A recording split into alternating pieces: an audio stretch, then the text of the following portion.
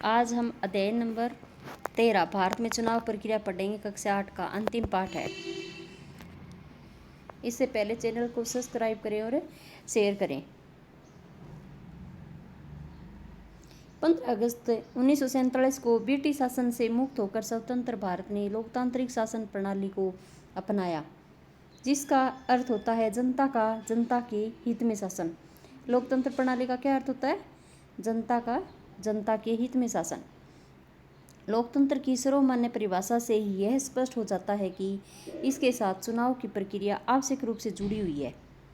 सामान्य शब्दों में यह कहा जा सकता है कि लोकतांत्रिक शासन प्रणाली को चलाने के लिए जनता को स्वच्छ और ठीक ढंग से जनहित कार्यों को करने वाले सुयोग्य प्रतिनिधियों का चुनाव अपने मतदान के आधार पर करना पड़ता है। इस दृष्टि से लोकतंत्र एवं चुनाव का संबंध वही प्रमाणित होता है जो शरीर और उसके जीवित रहने वाले प्राणवायु का आपस में होता है।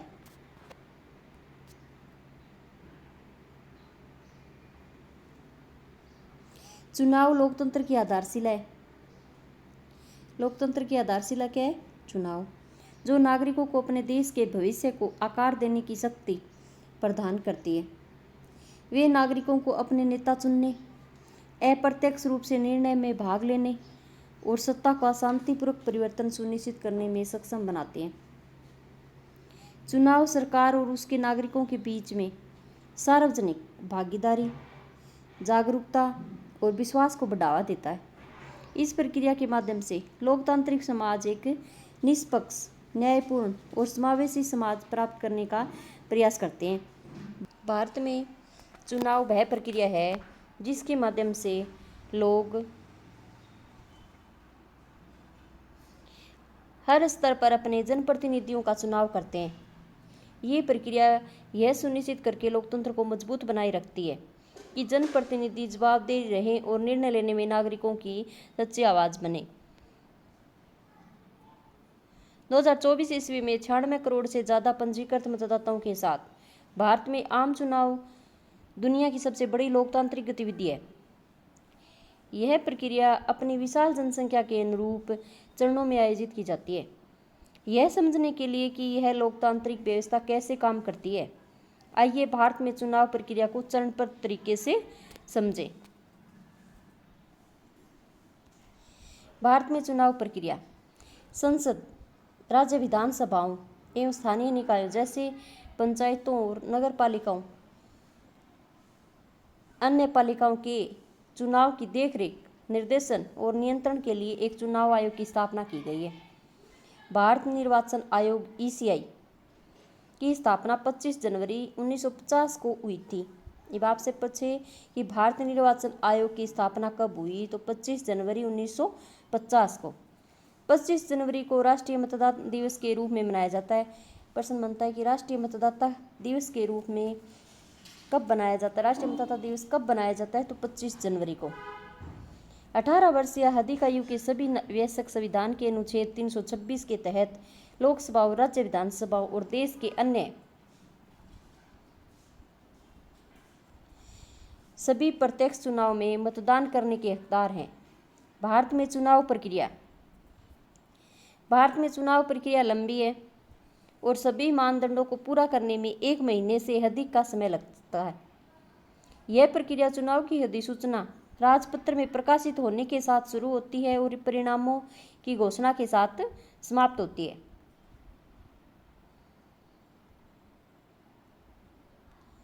भारत में चुनाव प्रक्रिया के संबंध में निम्नलिखित चरण देखे जाते हैं।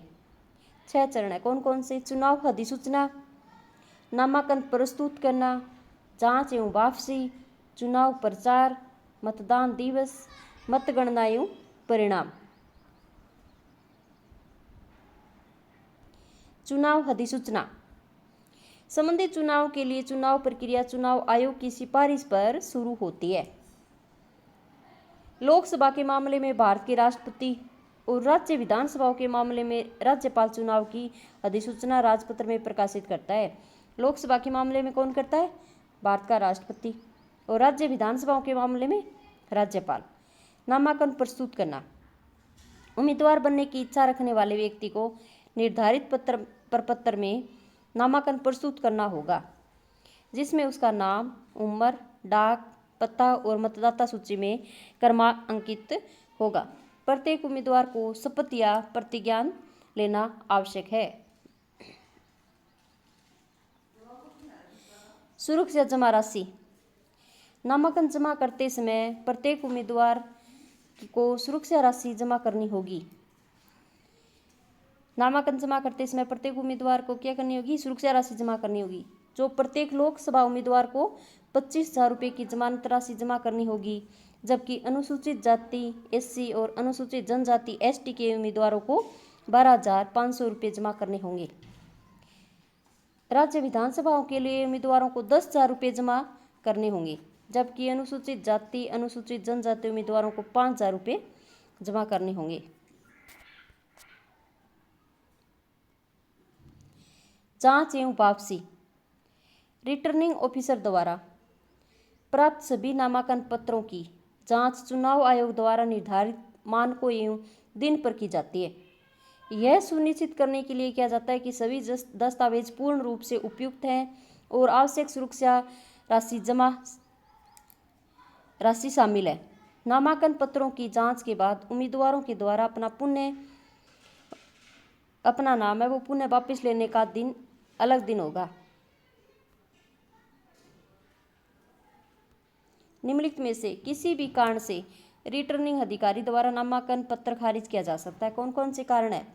यदि उम्मीदवार की आयु है वो निर्धारित न्यूनतम आयु से कम है, यदि उसे सुरक्षा जमा राशि का भुगतान नहीं किया है, यदि वह किसी लाभ के पद पर कार्यरत है, यदि वह देश में कहीं भी मतदान करने के लिए पंजीकृत नहीं है। चुनाव अभियान वह प्रक्रिया जिसके द्वारा एक उम्मीदवार अपनी नीतियों एवं चुनाव घोषणा पत्र के आधार पर मतदाताओं के साथ प्रभावी संवाद स्थापित कर अपने पक्ष में मतदान करने के लिए प्रेरित करता है, प्रचार कहलाता है। मतदान की समाप्ति से 48 घंटे पहले तक टेलीविजन या अन्य संचार माध्यमों से किसी चुनावी मामले का प्रदर्शन प्रतिबंधित रहता है। इस दौरान उम्मीदवार अपने निर्वाचन क्षेत्र के प्रत्येक मतदाता से मिलने का प्रयास करते हैं ताकि उनमें से अधिक लोगों का समर्थन प्राप्त कर सके। आदर्श आचार संहिता। आदर्श आचार संहिता उसी क्षण समाप्त हो जाती है जब चुनाव आयोग चुनाव कार्यक्रम की घोषणा करता है। निम्नलिखित आचार संहिता है। राजनीतिक दलों और उम्मीदवारों को धार्मिक प्रदर्शनों में प्रचार नहीं करना चाहिए। भाषण इस प्रकार होने चाहिए जिसमें विभिन्न धर्मों, जातियों, भाषाओं आदि का प्रतिनिधित्व करने वाले विभिन्न समूहों के बीच सद्भाव बना रहे। चुनाव प्रयोजन के लिए किसी भी राजकीय मशीनरी का उपयोग नहीं किया जाना चाहिए। एक बार चुनाव की तारीख की घोषणा हो जाने के बाद कोई नया अनुदान योजना या परियोजना शुरू नहीं की जा सकेगी। मतदान, मतगणना और परिणाम की घोषणा। प्रत्येक निर्वाचन क्षेत्र में मतदाताओं की संख्या के अनुसार मतदान केंद्र स्थापित किए गए जाते हैं। प्रक्रिया में सहायता के लिए प्रत्येक बूथ पर एक पीठासीन अधिकारी नियुक्त किया जाता है। प्रत्येक बूथ पर क्या नियुक्त किया जाता है? एक पीठासीन अधिकारी जो मतदान अधिकारियों के साथ काम करता है। एक बार मतदान हो जाने के बाद मतगणना के पश्चात निर्वाचन आयोग परिणाम घोषित करता है। व्यय की जांच। चुनाव आयोग के पास उम्मीदवारों के चुनाव खर्चों पर नजर रखने की शक्ति है। चुनाव आयोग के पास उचित कार्रवाई करने की शक्ति और निर्वाचित उम्मीदवार को अयोग्य ठहराया जा सकता है। यदि उम्मीदवार ने निर्धारित सीमा से अधिक खर्च किया है तो उसका चुनाव रद्द किया जा सकता है। राष्ट्रीय मतदाता दिवस प्रतिज्ञा। हम भारत के नागरिक लोकतंत्र में अपनी पूर्ण आस्था रखते हुए यह शपथ लेते हैं कि हम अपने देश की लोकतांत्रिक परंपराओं की मर्यादा को बनाए रखेंगे और स्वतंत्र, निष्पक्ष एवं शांतिपूर्ण निर्वाचन की गरिमा को अक्षुण्ण रखते हुए निर्भीक होकर धर्म, वर्ग, जाति, समुदाय, भाषा अथवा अन्य किसी भी प्रलोभन से प्रभावित हुए बिना सभी चुनाव में अपने मताधिकार का प्रयोग करेंगे। भारत में चुनाव के प्रकार का विवरण। भारत में सरकार के विभिन्न स्तरों पर कई प्रकार के चुनाव होते हैं। यहाँ भारत में सबसे आम प्रकार के चुनाव हैं संसद। संसद में कौन कौन शामिल होते हैं? राष्ट्रपति और राज्यसभा एवं लोकसभा। राष्ट्रपति चुनाव। भारत के राष्ट्रपति का चुनाव है वो एक निर्वाचन मंडल द्वारा किया जाता है। आपसे पूछे कि भारत के राष्ट्रपति का चुनाव किसके द्वारा होता है, तो निर्वाचन मंडल द्वारा, जिसमें संसद के दोनों सदन और राज्य के विधानसभाओं के निर्वाचित सदस्य शामिल होते हैं। आपसे पूछे कि राष्ट्रपति के चुनाव में किसको शामिल किया जाता है, तो संसद के दोनों सदन और राज्य की विधानसभाओं के निर्वाचित सदस्य। राष्ट्रपति को 5 वर्ष की अवधि के लिए चुना जाता है। उपराष्ट्रपति चुनाव। भारत के उपराष्ट्रपति का चुनाव भी संसद के दोनों सदनों के सदस्यों वाले एक निर्वाचन मंडल द्वारा किया जाता है। उपराष्ट्रपति को भी 5 वर्ष की अवधि के लिए चुना जाता है। राज्यसभा चुनाव।